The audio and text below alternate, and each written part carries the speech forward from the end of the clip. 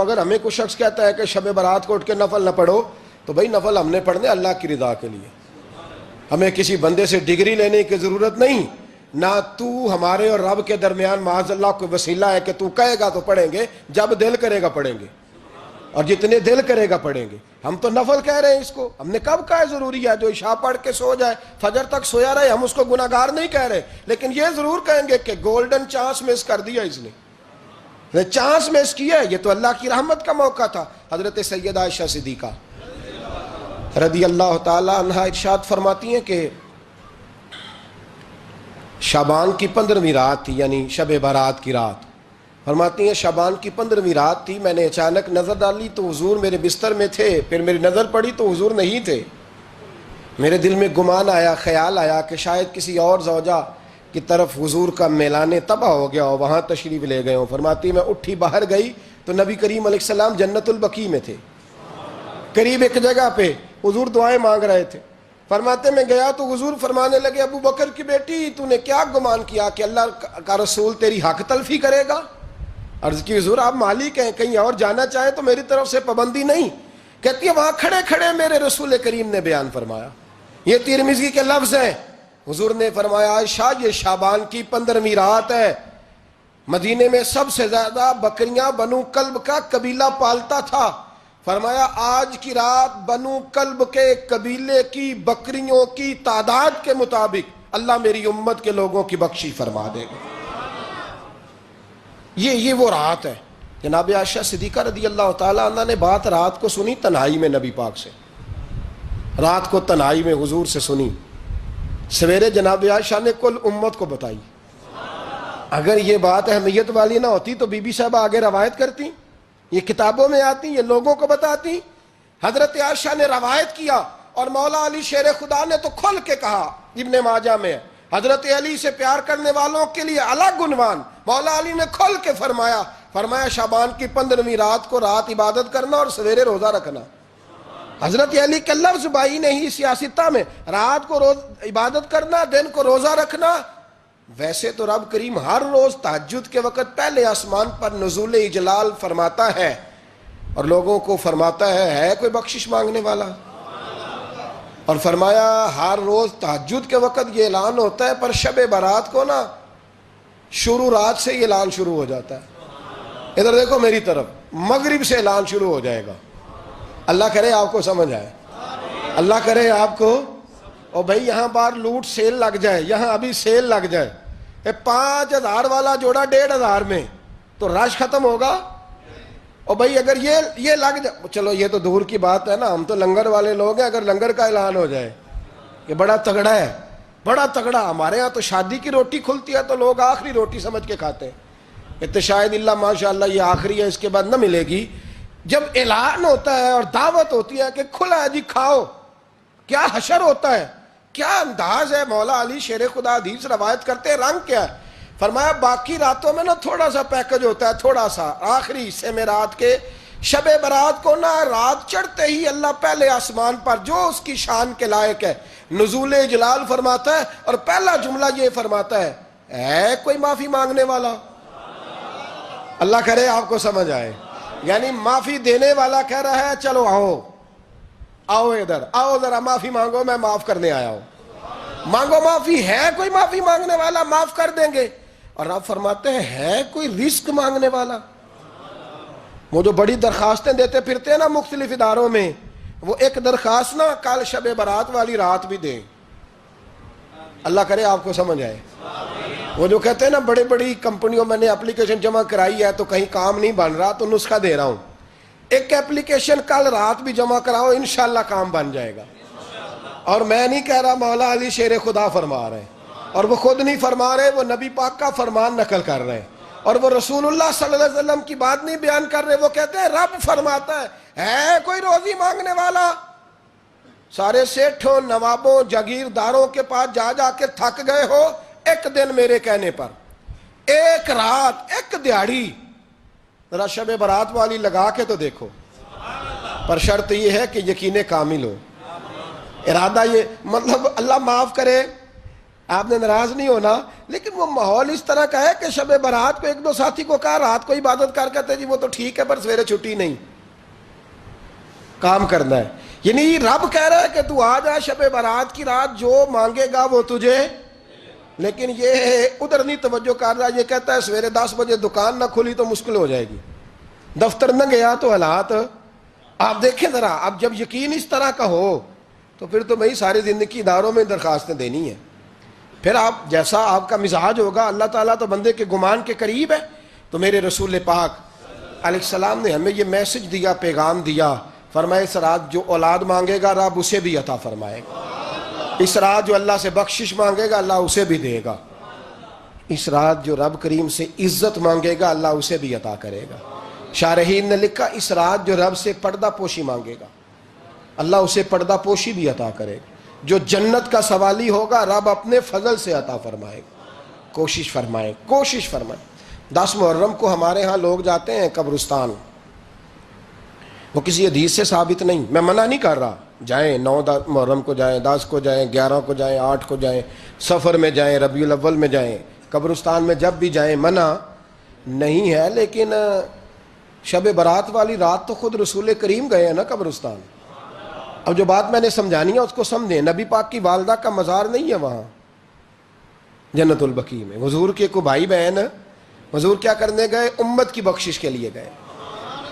شب برات کی رات لالچی نہ بنے کہ صرف میں نے اپنے لیے روزی مانگنی ہے، کل امت کے لیے مانگے. رب کریم سے مانگے، اپنے بھائی کے لیے مانگے، اپنی بہن کے لیے مانگے، اپنے بیٹے کے لیے مانگے، اپنی بیٹی کے لیے مانگے. اللہ کریم یہ مانگنے کی رات ہے.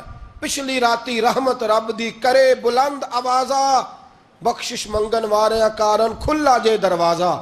آئیں اللہ کی بارگاہ میں اس رات کو کھل کے دعا مانگیں.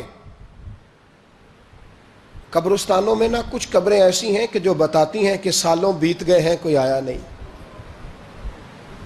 کچھ قبریں بتاتی ہیں. اور کچھ بڑے قبرستان بڑے شہروں میں ایسے بھی ہیں کہ جن کا گورکن کہتا ہے کہ مجھے کمیٹی نے کہہ دیا ہے جہاں 4-5 سال کوئی نہ آئے وہاں نئی قبر بنا دیا کرو. وہاں نئی قبر بن جاتی ہے معاذ اللہ. او بھائی کچھ ہیں ایسے، کچھ ہیں. یہ جائیں نا اکبر بادشاہ یہاں لیٹا ہے لاہور میں تو شعر لکھا ہوا ہے بر مزارے ماں غریباں نے گلے پروانہ سوزز نے صدائے بلبلے. فارسی کا مقولہ لکھا ہے اس کی قبر پہ، کہتا ہے میں وہ غریب ہوں. اعلیٰ بادشاہ ہے مقبرے میں لیٹا ہے، کہتا ہے میں وہ غریب ہوں کہ نہ یہاں کوئی پروانہ آتا ہے نہ بلبل آ کے گیت گاتی. کوئی آتا ہی نہیں، کوئی فاتحہ نہیں پڑھتا، کوئی فاتحہ نہیں پڑھتا. او بھائی کئی قبریں ایسی ہیں جن پہ سالوں بیت گئے کوئی لوٹا نہیں. اور مشکات میں حدیث ہے میرے نبی کریم علیہ السلام نے فرمایا جو قبر میں ہوتا ہے وہ تو اس آدمی کی طرح ہے جو دریا میں ڈوب رہا ہے اور وہ انتظار کر رہا ہے کہ میرا بیٹا میرے لیے دعا مانگے، میری بیٹی دعا مانگے. پر بیٹے کو تو 27 سال ہو گئے، ملک سے باہر ہے، کاغذ بنے گے تو ابے کی قبر پہ آئے گا نا. اس کے تو کاغذات ہی نہیں مکمل ہو رہے. وہ بیٹے کو تو مشکل ہے بڑی، وہ تو کاغذات نہیں بن رہے. وہ تو دولت کا مطالبہ پورا ہوگا تو جب ہی وہ کام ہوگا نا. انتظار ہو رہا ہے قبروں میں میرا بیٹا دعا کرے، میرا بھائی دعا کرے. اور اگر بچہ دفن ہے تو وہ کہتا ہے میری ماں دعا کرے، میرا باپ دعا کرے. کوشش کریں شب برات بعد از مغرب یہ رواج پیدا کریں. یہ رسول اللہ کا طریقہ ہے صلی اللہ علیہ وسلم. قبرستان میں جائیں اور جا کر کے وہاں اللہ تبارک و تعالیٰ سے دعا مانگیں کہ یا اللہ جو اس قبرستان میں لیٹے ہیں وہ بھی، اور جو آج تک کلمہ پڑھنے والے دنیا سے گئے وہ بھی، اور جو قیامت تک جائیں گے وہ بھی. اے اللہ تو سب کی بخشش فرما دے. اللہ کی رحمت کو محدود نہ کریں کہ صرف مجھے بخش دے، اسے کہیں یا اللہ کل کی بخشش فرما. ساری امت کے لیے دعا کریں. شب برات کی رات نفل پڑھیں.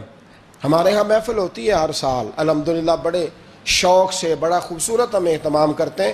لیکن میں اکثر دوستوں سے کہا کرتا ہوں کہ جن کو اکیلے میں نفل پڑھنے میں مزہ آئے وہ اکیلے میں پڑھیں.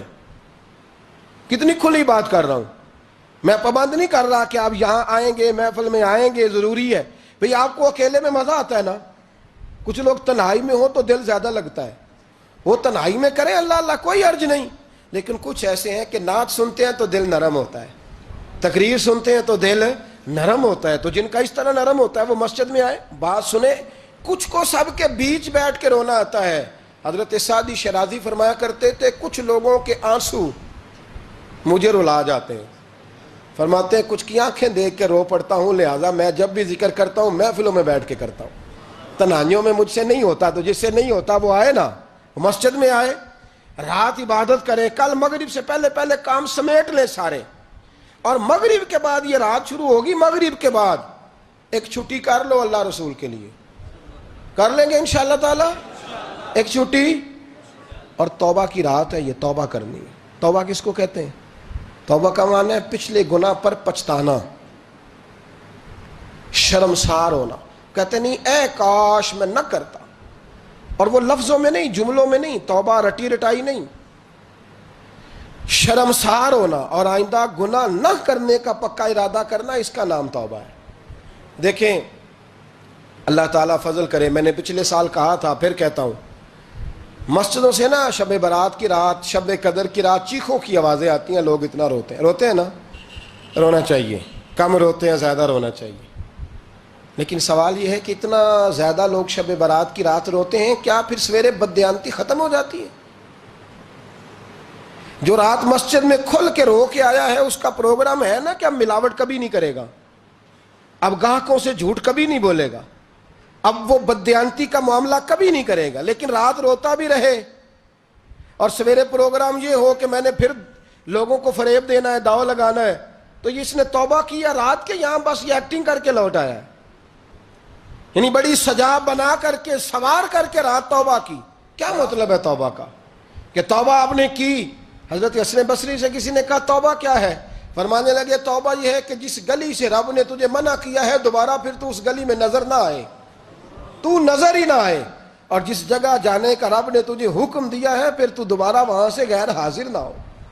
اگر یہ پروگرام ہی نہیں, ارادہ ہی نہیں. بچے ایک دو مجھے کہنے لگے کل حضرت صاحب توبہ کے موضوع پر ہم نے گفتگو کرنی ہے, تو کوئی باپ بتائے کہاں پہ ہے. کچھ بچے شاگرد ہیں, کچھ مسجدوں میں جمعہ پڑھاتے ہیں. ایک نے مجھ سے کہا, تو میں نے کہا بیٹے پہلے مسجد میں جاؤ, 2 نفل پڑھو, توبہ کرو, توبہ کا ارادہ بناؤ. یہ رسم نہیں ہے. وہ نعت خواں بھی تو توبہ کر لینا جو شب برات کے دن لوگوں کو توبہ کرانے آیا ہے اور 25,000 کا سودا کر کے آیا ہے. تو آج اس کام سے تو توبہ کرنا, یہ نوٹ پھکوانے سے تو توبہ کرنا. یہ رسم ہے.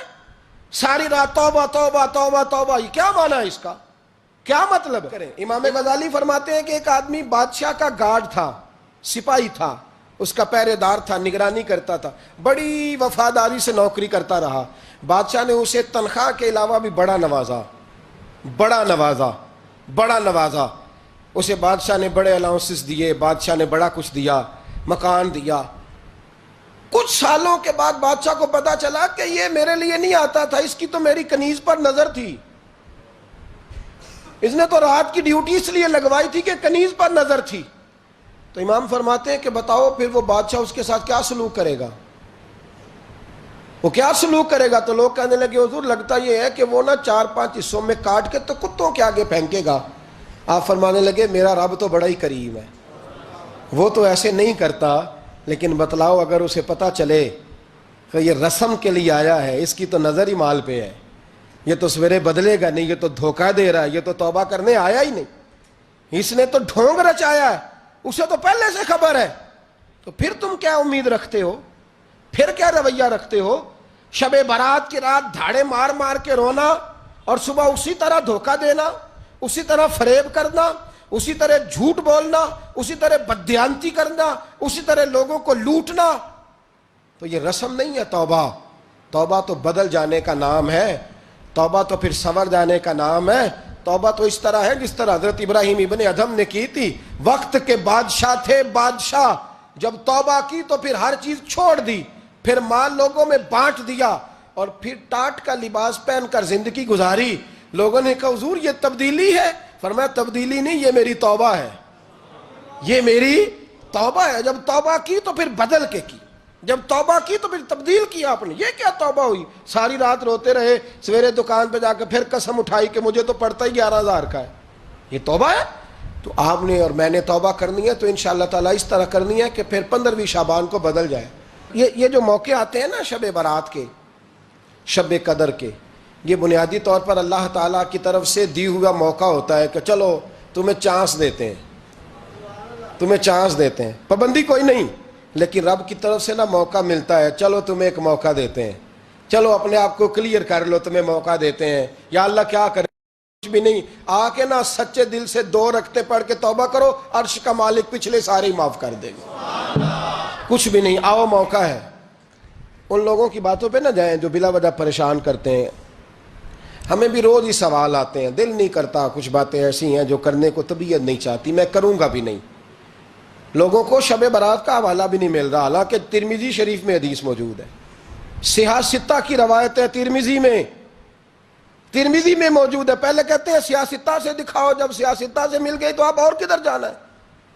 اور ابن ماجہ میں موجود ہے مولا علی کی روایت، اور ذرا ترتیب دیکھیے گا، یہ ترمذی کی حدیث ہے، اور امام ترمذی نے تو پورا باب باندھا ہے 15ویں شعبان پر، پورا باب۔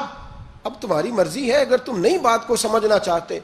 اور مجھے پتا کیوں یہ شب برات کیا لگتا ہے، مجھے کبھی کبھی یوں لگتا ہے کہ رب فرماتا ہے کہ رمضان سے 15 دن پہلے ہی پکی سچی توبہ کر لے، تیاری کر، پاک صاف ہو جا، تاکہ جب رمضان آئے نا تو پھر تجھے پاک ہونے کی ضرورت نہ پڑے، بس پھر تو آتا جائے اور میں تیرے اوپر رحمت نچھاور کرتا جاؤں۔ بس تو پہلے ہی تیاری کر، 15 دن پہلے ہی، 14 دن پہلے تیار ہو جا۔